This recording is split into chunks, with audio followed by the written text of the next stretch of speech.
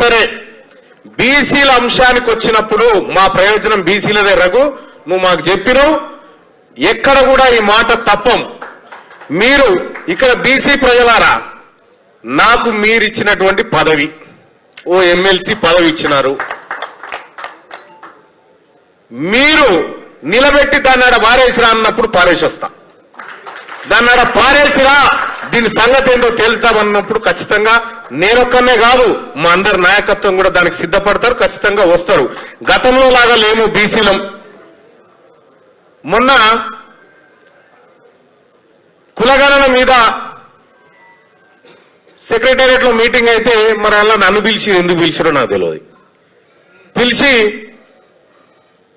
ఒక ఆయన, పెద్ద ఆయన ఏమంటాడు, పేరు జానారెడ్డి సాబ్, ఏమంటాడు, బీసీలను స్కిప్ చేద్దామంటాడు. అరే ఇది ఎక్కడ కథ?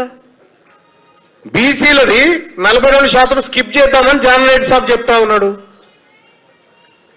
నేనేమన్నా, సార్ మన కాంగ్రెస్ పార్టీ ఎన్నికల మేనిఫెస్టో పేజీ నెంబర్ 16 పేరా 1లో చెప్పినాం సార్. మనము ఇక్కడ మన కాంగ్రెస్ పార్టీ అధికారంలోకి వస్తే కులగణన చేసి 42% ఇస్తామని చెప్పినాం సార్ అని చెప్పినాం.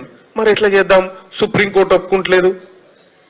ఇదే డాక్టర్ వినయ్ సాబ్ సుప్రీంకోర్టు దాకా పోయి కొట్లాడి, దానికోసం కొట్లాడుతూనే ఉన్నాడు. దానికోసం ఇప్పటికి కూడా స్వప్నారెడ్డి అని కేసు వేసింది, ఈ రిజర్వేషన్లు ఇవ్వకూడదని. అవునా సాబ్? స్వప్నారెడ్డి ఎవరేం చేశారు అవుతాని? మీరు కాదా?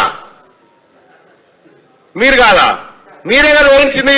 మీరేమనుకుంటారంటే ఇక బీసీలు ఏం పసిగడతలేరు, మా కథ మా కార్ఖాన. ప్రతిదీ పసిగడుతున్నాం మేము, ప్రతిదీ పసిగడుతున్నాం, ప్రతిదీ బరాబర్ ఏం చేయాలో చేస్తాం.